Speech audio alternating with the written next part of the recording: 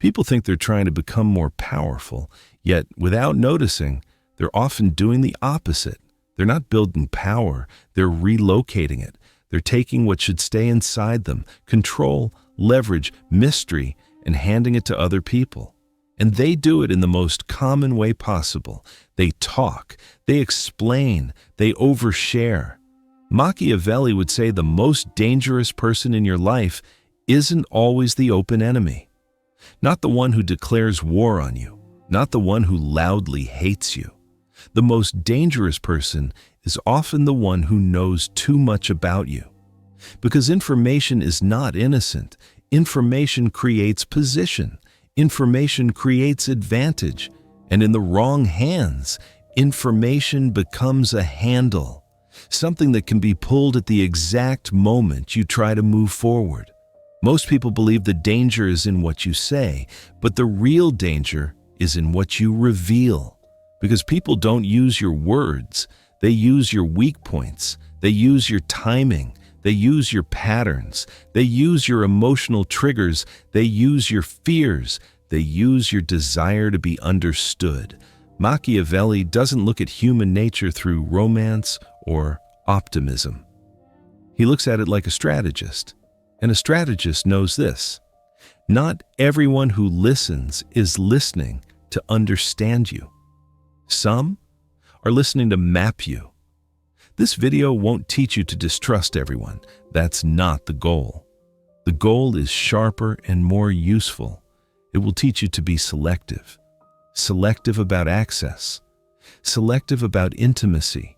Selective about what becomes public knowledge. Selective about what stays private. Because sometimes the biggest mistake isn't meeting a bad person, it's opening yourself too wide to the wrong person and calling it honesty. Machiavelli's warning is blunt. There are things you should not share, because the moment you share them, control changes hands. So here are 7 things you should never reveal if you care about power, positioning, and long-term control. 1. Your real goals and long-term plans. The moment you announce your goal, you turn it from a personal direction into a public object. And once it becomes public, it stops belonging only to you. Other people's expectations begin to orbit it. Their comparisons attach themselves to it. Their opinions start shaping it. Even support can become interference. Because when people hear your goal, they rarely stay neutral. They form a relationship with it. Some will cheer you on, yet secretly want you to stay at their level. Some will help, but start steering. Some will smile, while measuring how far you're allowed to go. And the most common trap is this: when you explain the destination, you invite people into your steering wheel. They give you advice you didn't ask for. They warn you about risks you already calculated. They slow you down with fear disguised as care. And slowly, almost invisibly, your rhythm stops being yours. You're no longer moving at your pace. You're moving at the pace of the room. Machiavelli understood that the moment you narrate the journey, people begin to manage the journey. And once your goal is known, you also get tested. Are you really going to do it? Well, how serious are you? What if you fail? What if you quit? Sometimes the tests are verbal. Sometimes they're behavioral. Sometimes they're subtle little challenges designed to pull you off your line. And every time you respond, you spend energy. Not on the mission, on the audience. That is why goals grow best in silence. Because when results arrive, debate ends. But when the process is loud, everyone has an opinion. Machiavelli trusted outcomes because outcomes don't require justification. Outcomes create their own legitimacy. So keep your real goals private. Write them down, carry them in your mind, but don't put them on display. A displayed goal is exposed. A silent goal is protected. Move, build, position yourself, and speak only when you're already there. Because at that point, people can't steer you anymore. They can only try to understand you. And there's a massive power difference between those two. 2. Your fears and weak moments, power displays, may create rivals, but vulnerability creates something more dangerous: opportunity. The moment you confess a fear to the wrong person, it stops being something you feel. It becomes something they can use. Because fear is not just an emotion, it's a pressure point. And the human mind stores pressure points, especially the ones that can influence another person. A person can nod, empathize, and even comfort you. Then remember that information later in a different context, under a different motive, at a different time. Machiavelli never assumed that today's compassion guarantees tomorrow's loyalty. He understood something people hate admitting. Many people don't weaponize your weakness immediately. They store it. And storage is what makes it dangerous. Because now there is an imbalance. You opened, they didn't. You revealed, they collected. That is not intimacy. That is asymmetry. And asymmetry becomes leverage during conflict, negotiation, distance, or power shifts. This doesn't mean never open up. It means open up in the right environment. Vulnerability shared for healing can create strength. Vulnerability shared in a strategic environment can create weakness. Not everyone is a safe listener. Some people are record keepers. They watch what shakes you. They track what triggers you. They learn where you hesitate. They learn what words destabilize you. And once someone knows what can stop you, they are one step closer to managing you. Machiavelli would say, when fear is shared, it doesn't disappear. It changes location. It leaves your body and enters someone else's control.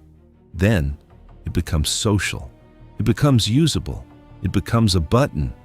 Maybe it's never pressed openly. Maybe it's hinted. Maybe it's implied. Maybe it's simply known, and the room shifts because of it. So protect your weak moments. They are private work, not public material. 3. Your real resources and sources of power: money, influence, connections, access, information, control of time.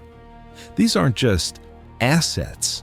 They are levers, and levers become targets the moment they are discussed.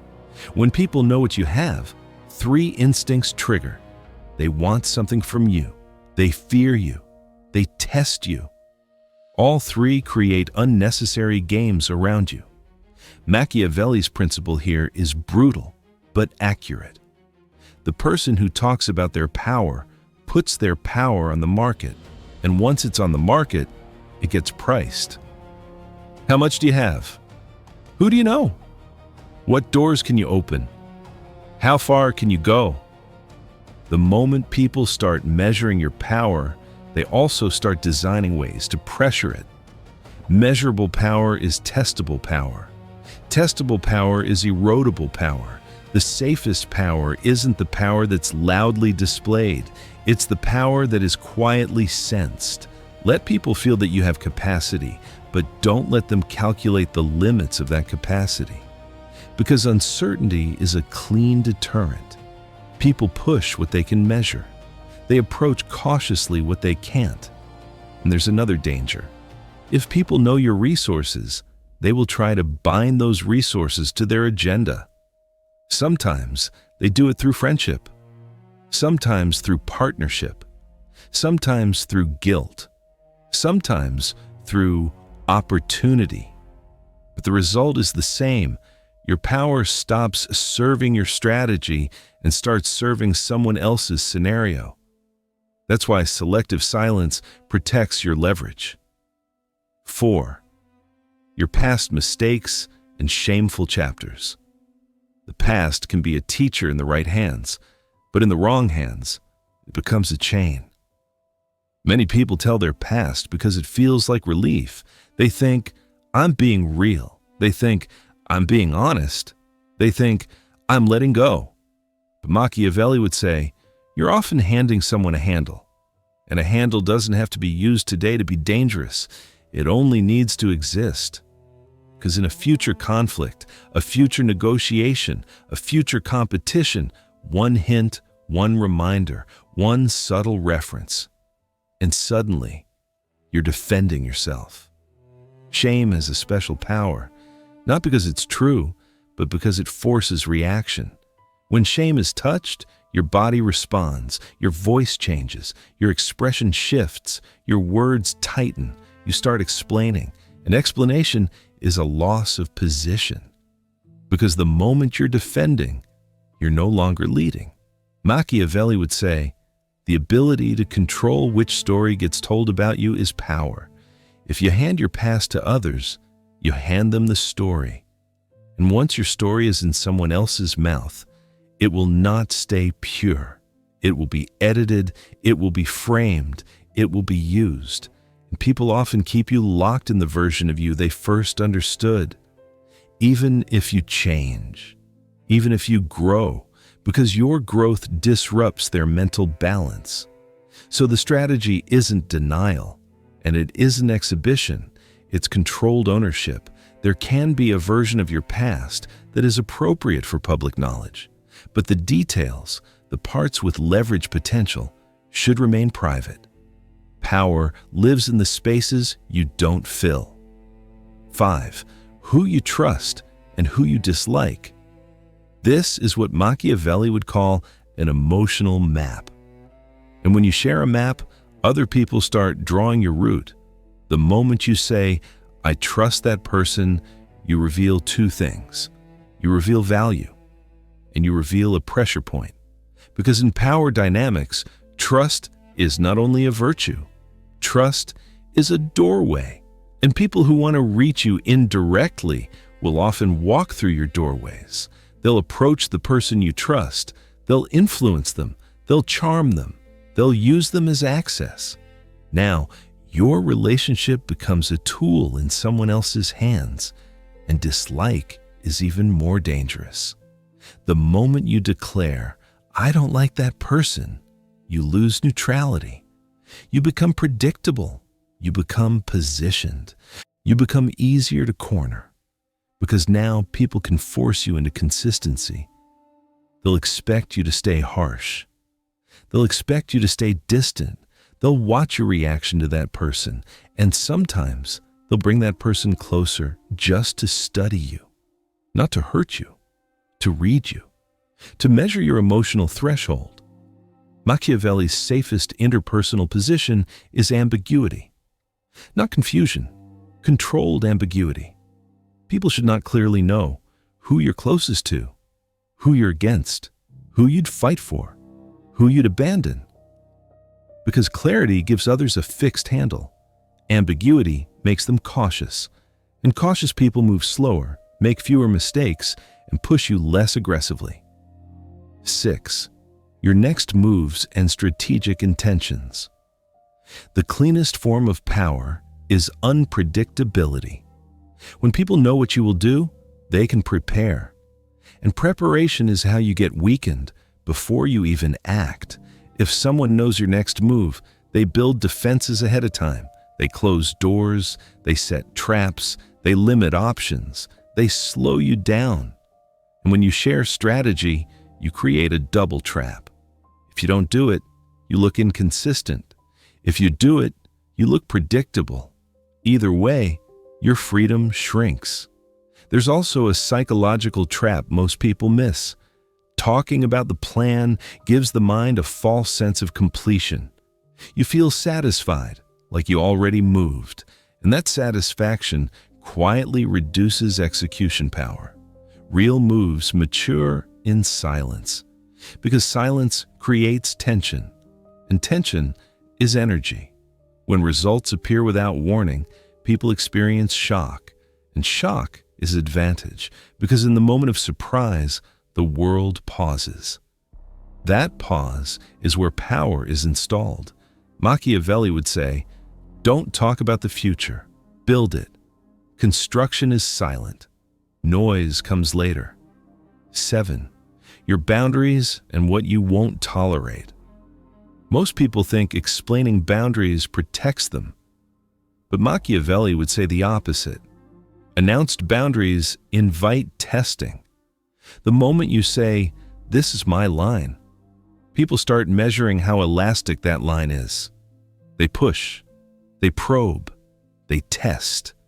Because words create negotiation. Behavior creates consequence, and consequence is what draws real boundaries. So your boundaries should be visible through actions. Reduce access, change terms, create distance, withdraw attention, remove privileges. The strongest boundary is not a speech, it's a shift. Because a shift forces reality to change, and when reality changes, the test stops. Why? Because people can't argue with a door that's already closed. They can only adapt. That is Machiavelli's real lesson.